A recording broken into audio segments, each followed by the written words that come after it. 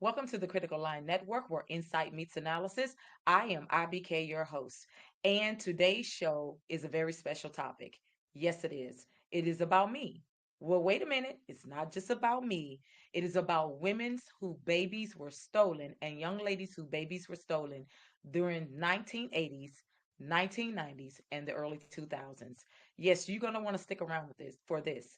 It may not be for you, but I guarantee you, you know someone whose child was in child protective services, whose child went through the adoption agencies, or whose child was stolen by a family member. So stick with me today, because guess what? That's what this show is all about. TCLN is all about healing, education, and growth.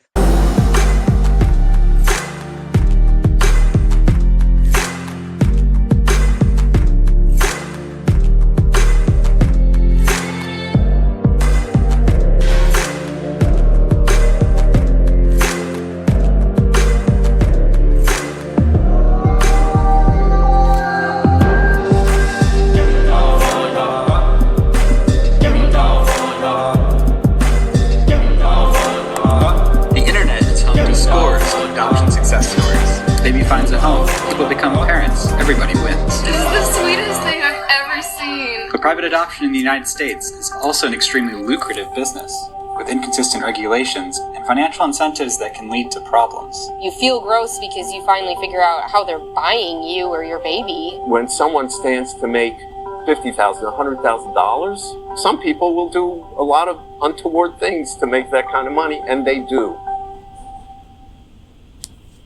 Every year, there are about 1 million families looking to adopt a child in the U.S., and many of those want a baby.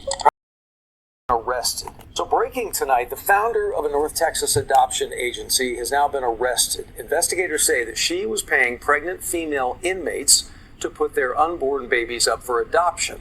Our J.D. Miles joining us live with this eye-opening story right off the top, right outside the Tarrant County Jail tonight. What do we know, J.D.? Doug, the head of Adoptions International Incorporated, has posted bond after being released from a Central Texas jail. But it's this jail here in Tarrant County where authorities say this crime was committed. Jody Hall is an attorney and founder of an adoption agency that is promoted as a licensed nonprofit. Back in May, the Tarrant County Sheriff's Office says it began looking into what it calls unethical adoption practices involving Hall. According to a Sheriff's Office statement, during this investigation, information was discovered that Jody Hall was paying money to multiple pregnant Tarrant County inmates for the purpose of placing their unborn children up for adoption with Hall's agency. 2 months ago, detectives with the Sheriff's Office served arrest warrants on Hall at her home in Kyle, Texas. As we mentioned, she posted bond, and we have not been able to reach her for a comment. We've also learned that a few years ago, the U.S. State Department canceled Adoption International's accreditation.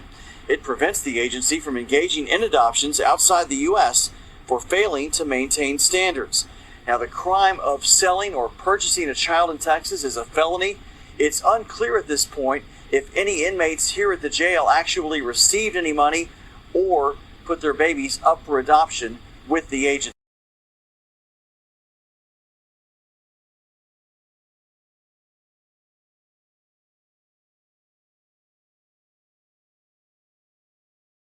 So thank you so much for tuning in with me today. Again, this show is it's a good show.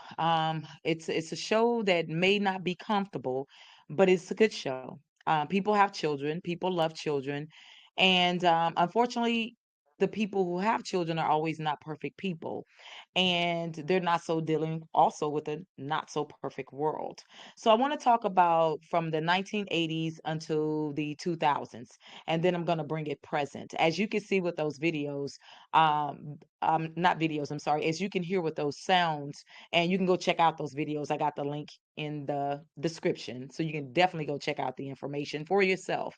But I just wanted you to be aware that a lot of people think that child trafficking is when someone drives up in a van, jumps and take these kids, and go take them off to some distant land and molest them.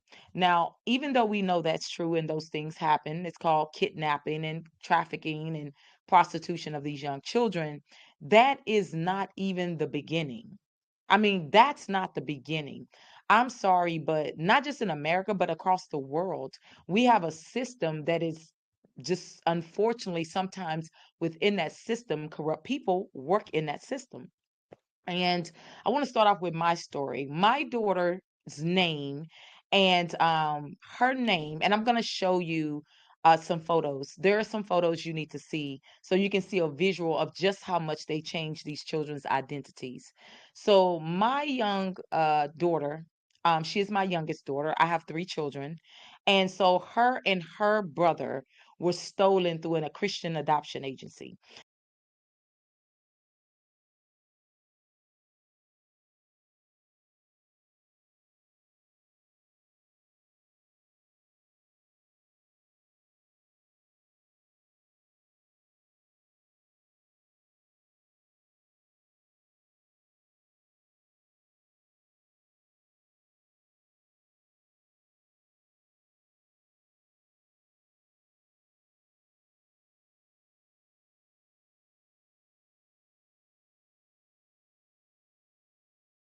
So I have three children. My children are adults now, and my first child, her name is Kiara Nicole. My second child, his name is Darius Rashad, and my third child, her name is Chelsea Caprice. So Kiara Nicole was born Kiara Nicole Washington. Darius Rashad was born Darius Rashad Washington. And Chelsea Caprice was born Chelsea Caprice Miles. Connection to their real family. And this is what you call theft. And it is done through adoption agencies. It is done through CPS. It is done through Christian agencies. And I did not say that everyone that was a Christian was doing it.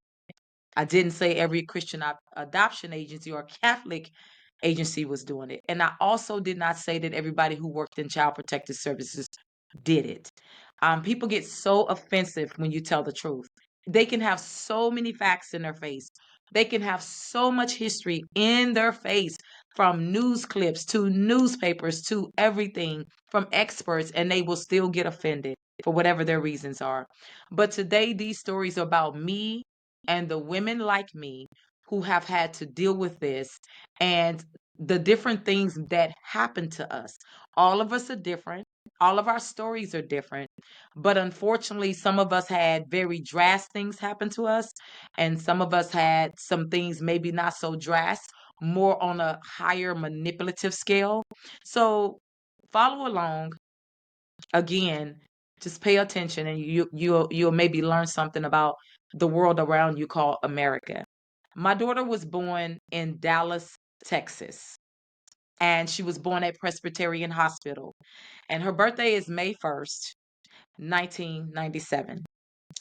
And when they changed her name, they changed it to Sika Ford.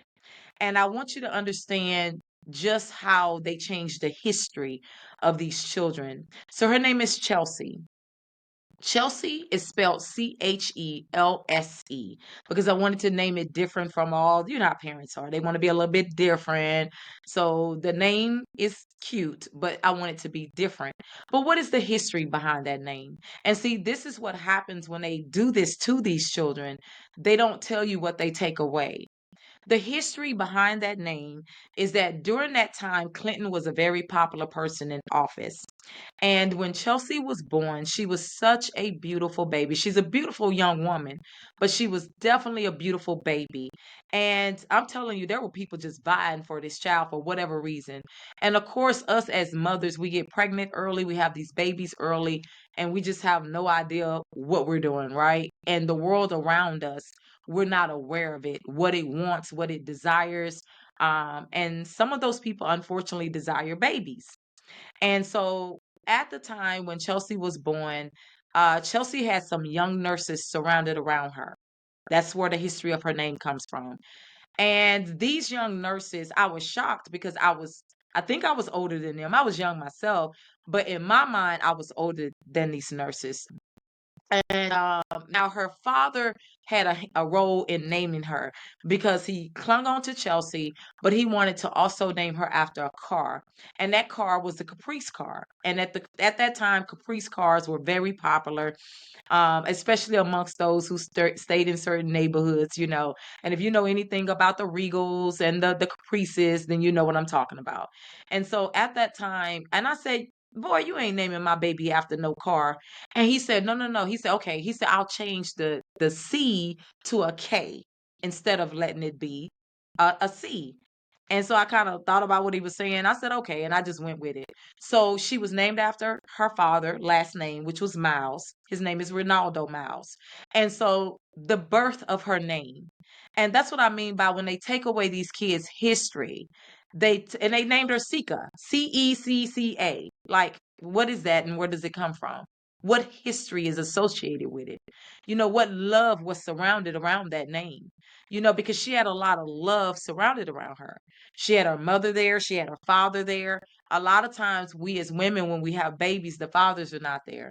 Her father was there when she was born. He saw her come out. And these beautiful young women, it was three of them, two Caucasian young white nurses, and then a young black nurse. And they were young and they were so vibrant. They were so beautiful. And they were crazy about this baby and they just loved on her. And so the birth of her name. And that's what I mean by when they take away these kids, um, they take away their history. They erase it, which should be a crime in and of itself. So you have to understand when they take these kids, they take history, you know, and the kids don't know who their father, parents are, none of this, you know. And all they know is what they tell them. And a lot of times they tell them bad things about their families that don't be true. And so, but anyway, yeah, so that's the history of her name. And the history of my son's name, which is Darius Rashad, they changed his name also. They left it Darius, but they changed somehow they went there and tweaked his name and did something.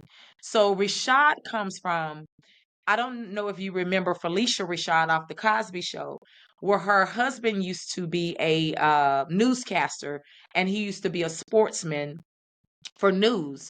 And so they would say his name all the time. And I thought to myself, I like that name, you know, I like that name. And that's where Darius Rashad came from.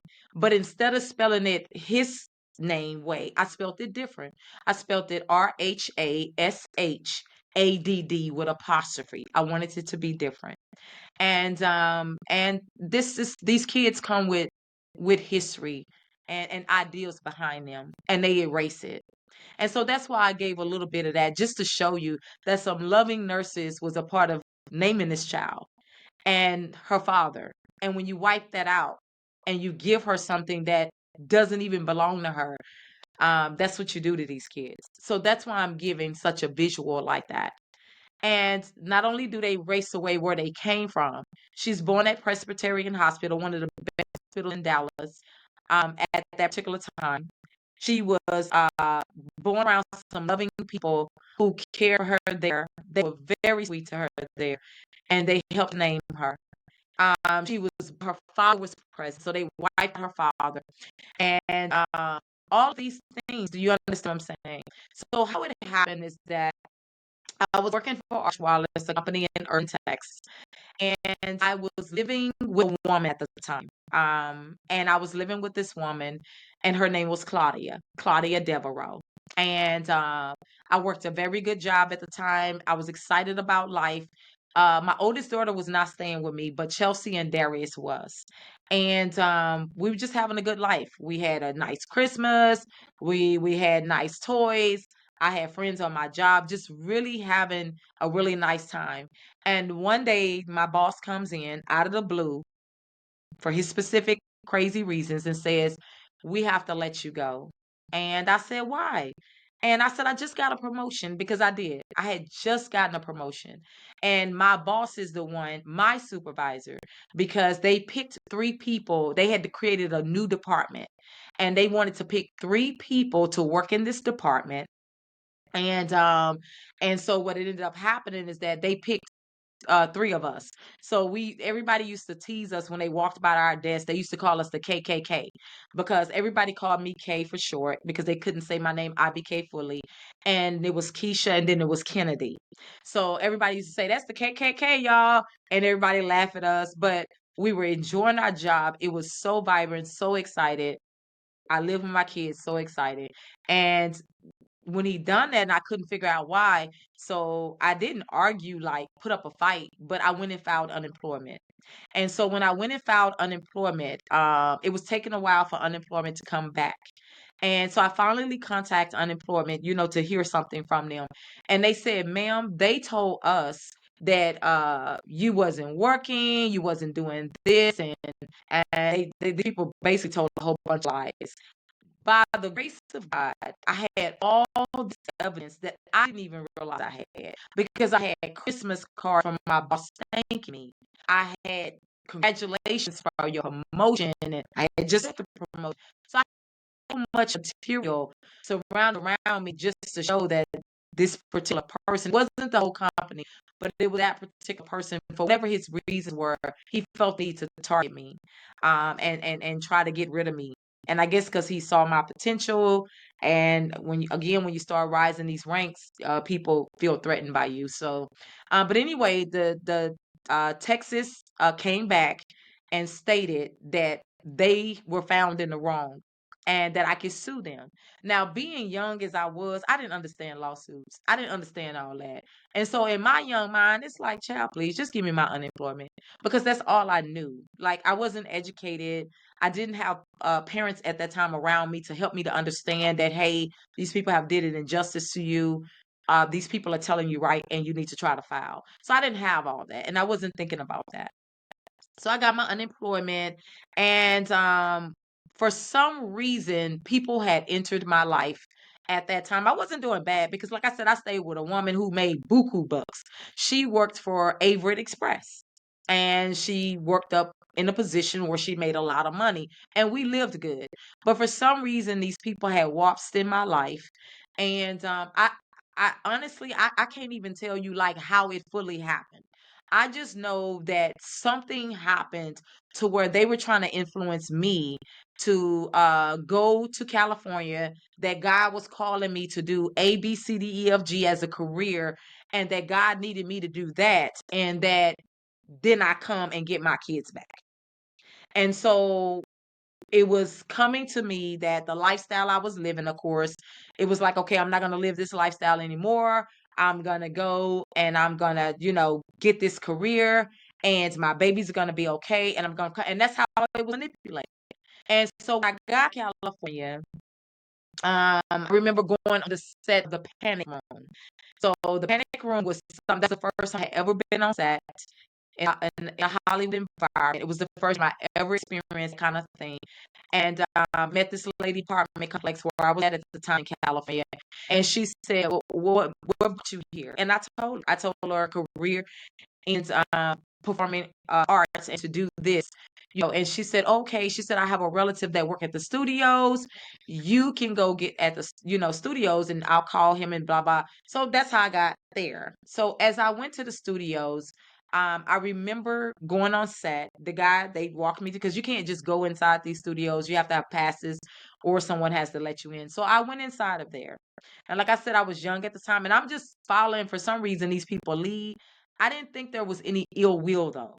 I didn't know what people were doing. I didn't know that there was a plot behind it all. I just thought that I was following God, that I was leaving my little wicked lifestyle behind, and, not living like that anymore, even though I was living good, as far as a physical level. But it's what they consider spiritual, you living in sin. So I'm thinking that I'm following God. I'm thinking I'm doing the right thing. I'm not knowing that on the back end, this is really all manipulation. And so I remember saying, okay, just make sure you keep my son and my daughter together, and I'm just thinking in my mind that this is what I really supposed to be doing for God. And so as I get to California, for some reason, about 2 to 3 weeks later, there was an attempted murder on my life. So for some reason, some people tried to destroy me. And I didn't even know what was going on at the time. And even the firemen kind of admitted and mocked and talked about it was an attempted murder and these people did all this crazy stuff. And I didn't understand that. Like I said, by the time I was 22, I had 3 kids. I got pregnant with my first child when I was 14, and I got pregnant with her when I was in the system, and I had her when I was 15. So again, not even understand the dynamics of these big grown adults. They knew what they're doing. I just know what's going on. I'm just thinking that I'm doing the right thing. And so when that happened, I immediately went back home to Texas. Immediately. Baby, I went back. They tried like these people tried to get rid of me for real. They threw me in this place. They tried to withhold me there for days and days, and they tried to get rid of me. And it was so drastic, and I really didn't understand what was happening. So when I got back to Texas, of course, I didn't have a place to go at that time because I wasn't with my partner anymore, and I wasn't with that life anymore. So I didn't know what else to do. And so, of course, the adoption agency lady, the one who talked me into all of that, I told her immediately. I said, I just want my kids. I said, no, that didn't work. Whatever y'all was telling me, and it wasn't even a good like month. It was like a whole turnaround. And I was like, no, somebody tried to do something. Something happened. Something's not right here. I just want my kids. So while I was in Texas, they threw me in another place, and they would not let me go. And again, this is a Christian adoption agency. People never told the truth about this. A lot of people tried to hide it. A lot of people made up lies on my life. A lot of people went around telling people that I didn't want my kids. I mean, just stories that just wasn't true. And the reason why I show you these photos and I show you these things because I'm trying to get you to understand just what these people do. Not only do they change their name, they change where they come from. And these kids have no connections to their family. My daughter, Chelsea, which they call Sika, I didn't get back with her till a little bit later in life. And by the time I got back with her, she was so hateful toward me to where there was no relationship, like just hateful. And we were talking and stuff. She was like, "You this and you," and so just hateful, right?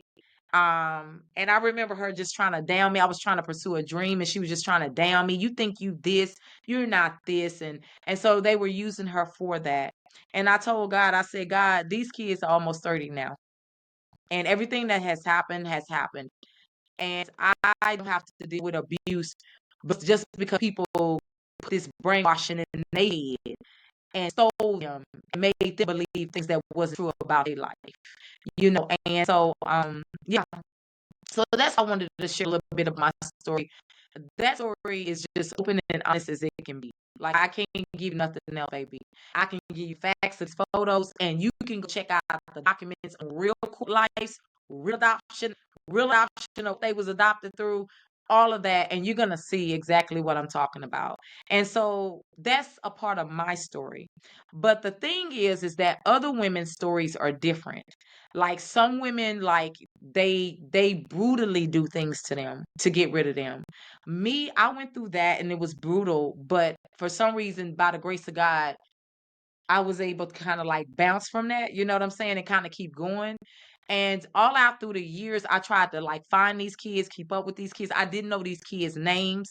For some reason, I had a relative in my family. Her name was Ethel Dixon. And for some reason, this woman always stayed interconnected throughout my family. But at the same time, she always tried to keep my family busted up. And for some reason, she connected with my kids when I had been trying to find them for I don't know how long. Again, they changed their names. You can't find them. And the only reason why I found my daughter is because she was interconnected through her, but it was a lady that was in Houston. Now, how this lady found out who I was, I don't know. I do not know. And this is for my oldest daughter. I don't know how this lady found out who I was. And at the time, I was working for an agency in Dallas, a major agency in Dallas. And I got a call out the blue. And the lady says, I know that you're a good mother. And that's exactly what she says. But by this time, Kiara is like, she's older. She's like older. She says, but your daughter keeps getting in trouble because she's hanging around the wrong people. She said, will you please come here? if I give you the address and you visit her and talk to her? And I said, sure, because you're just excited, right? You just off the chains.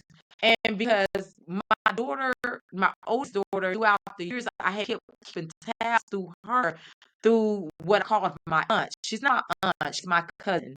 When and when you're from Texas, you call aunties and you call cousins older in age and older than your mother. You call them aunties and uncles. You don't necessarily call them cousins. Won't talk. Most of our families say aunties and uncles, even though they're our cousins. So she was my mother's like second cousin or something like that, and she was our third cousin or whatever. But we called her auntie. And but the one thing I began to open my eyes and begin to understand, this woman always had a thread in my family. Um and she was always trying to keep like my family separated. But it wasn't just her, it was other people involved. And so it gets deep, y'all, because again, I have these reports and stuff that I can show you, documents that I can show you. And if you email me, I can just send you the documents. There were family members during the 1980s, between 2000s, and before that, and even after that, and after we're gone, it'll still be happening. But people stealing their family members' children, there are people that do that. They go to courts, they call CPS, they make up erroneous stories, and they steal kids and they get a check off these kids. And we used to see it growing up. It was so heinous, the things that people did to their family members, but it's reality. Also, what was reality is that everybody thinks that everything is about white people and systemic racism. That's not always true, because the people who were doing these things to us were unfortunately Black people. They were Black people. And so, working in CPS, I remember the girl who worked with my oldest daughter in CPS. This is so horrendous that there would be times I would try to go see my daughter, and she would purposely fluke the appointment. I would go buy teddy bears, I was just excited, because she got stolen through the courts through adoption agency at a very, very early age. Like I said, I was 14 when I got pregnant with her. And the story behind that is that her daddy, Jacques Jones, um, when I was living in Texas and I was in a foster care at the time. So I was living in a white woman foster care. And what happened is that the police came at about 4 in the morning. It was dark outside. And what ended up happening is I was about 14 years old and they grabbed me out. And the woman asked him, she said, "What are you guys doing at this time of the morning? And where are you taking her to?" And y'all, I'm telling you, stuff runs deep. And the police said, "We are doing what we were told to do, and we are ordered to do this." So that was me. And so they drove me across state lines. And when they dropped me off, it was some Black women there at CPS. They were talking nasty. Can you imagine a 13, 14-year-old child trying to figure out her life and why is this happening? She finally gets a little good home. Seems like everything is going right, and bam, snatched out. And so they were talking that what you want us to do with her, what we supposed to do with her. And here I am, a kid. And then they did ask them. They said, "You just gonna drive her here, and she's not even from here?" And the police said, "We're just doing what we were ordered to do." And they turned around and walked out. So at this time, I'm in CPS custody, not in foster care anymore. Still in CPS custody. I'm in CPS custody, but I'm in a different state. Don't know these people, and they bring my mother in, and there's a spat there. And so, because again, they had broke up the families. They've been in these families doing this stuff a long time. A lot of people got this history, but anyway, they send me to a group home, and this is a major group home. A lot of drugs, a lot of gangs, a lot of this. So now I'm in this environment. So then they put me in a foster home, where they finally find me a foster home. There's so much history behind that, but I'm just going to narrow it down and stick with these kids. And so when they did that, Jacques Jones, which is her father, he in the foster home I was staying in, he was the what you call token child.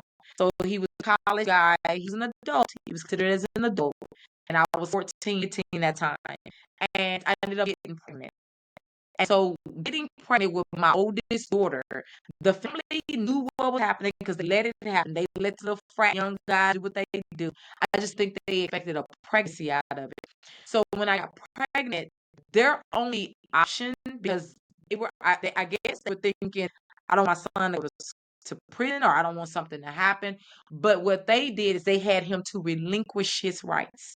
In other words, that's when you go to the courts and you say, I relinquish my rights. That means you have no more connection to that child anymore. Even though that same people who did that, which is my oldest daughter's grandmother and all of that, she's the one who got my oldest daughter's children now. I mean, this goes to show you how deep this crazy stuff runs, right? So she has them, and she takes care of them. Don't get me wrong, but it just goes to show you how full circle, how crazy all this stuff is. But yeah, and so again, that was important for me to bring up. This is just part one. I'm gonna come with part two. Um, but just to let you know, I wanted to give you a little bit of history about my story so that you can understand that these stories are real. People are not lying. And there were a lot of attacks talking about she's talking about the Christians, she's doing this, she's doing, and what people didn't admit is what I had went through and what was done, not just to me, but to my family and to other families. And we're not talking about one or two families that you don't like. We're talking about thousands and millions of people in the US. How do we heal this? How do we reconcile it? What they did is they tried to hide it. And that wasn't the only thing they done. It was lots and lots of stuff they done. But when I speak, I don't speak to run out of my mouth. I promise you, there are things and facts that you can go look up so that you can see these things. Like somebody not just making up a story. You can see when these kids was born. You can see what their birth names are. You can see the agencies that were involved. You can see the courts that were involved. You can see the things that were said and the lies that were told. It's not just somebody making up stories. These are facts to these things. And even though people swindle documents and swindle paperwork, one thing about it that no matter how much you try to hide truth, you can never hide truth. It'll always pop its head out and say, that's not what happened. Let's tell you what really happened. And one of the questions you have to ask is that if they're really not doing wrong, why do they feel the need to change these children's whole identities?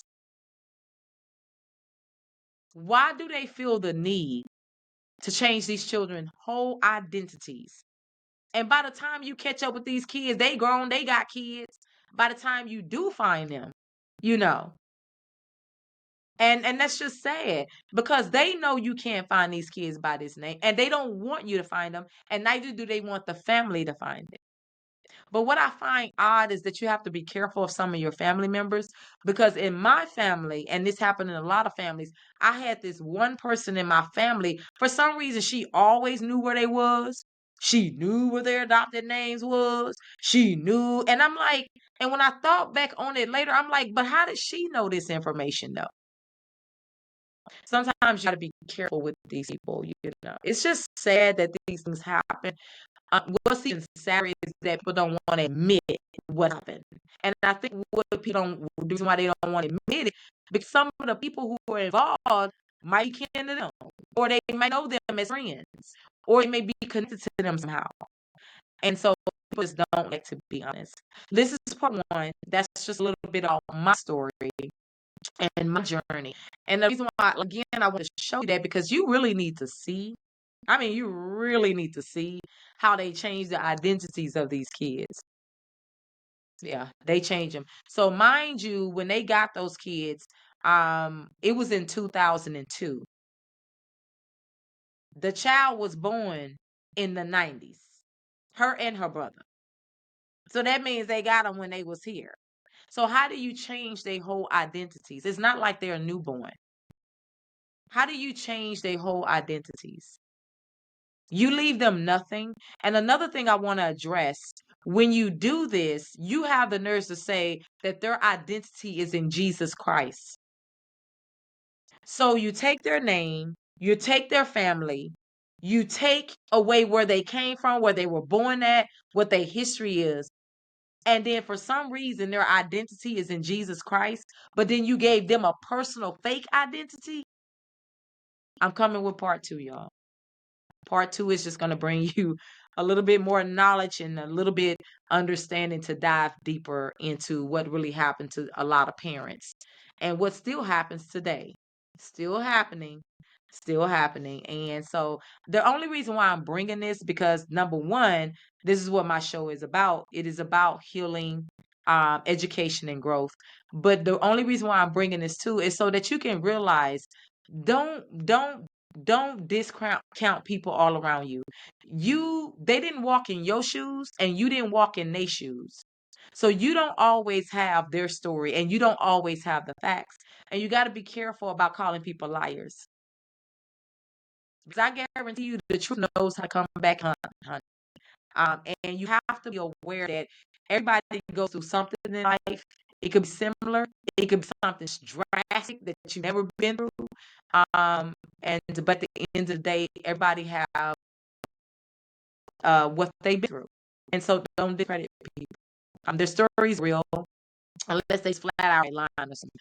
Their stories are real, and there is no excuse to make lies on someone's life to make up an excuse about why you doing what you doing to them when you can't even admit that you've been doing to them what you've been doing to them ever since they've been young themselves. So it's time that if we talk about healing the Black community, we talk about bringing the Black community together. But I truly believe that in order for us to do that, sometimes we have to admit what the white man didn't do and what Black people did, and saying how do we heal that and how do we make sure that doesn't happen again. I'm gonna end this episode with that, and then I'm gonna come to you with part 2. Blessings. And to you mothers, a lot of mothers that went through that, you may don't want to talk about it no more because it was so painful, but I want you to remember, I remember. I've been through it too. Blessings.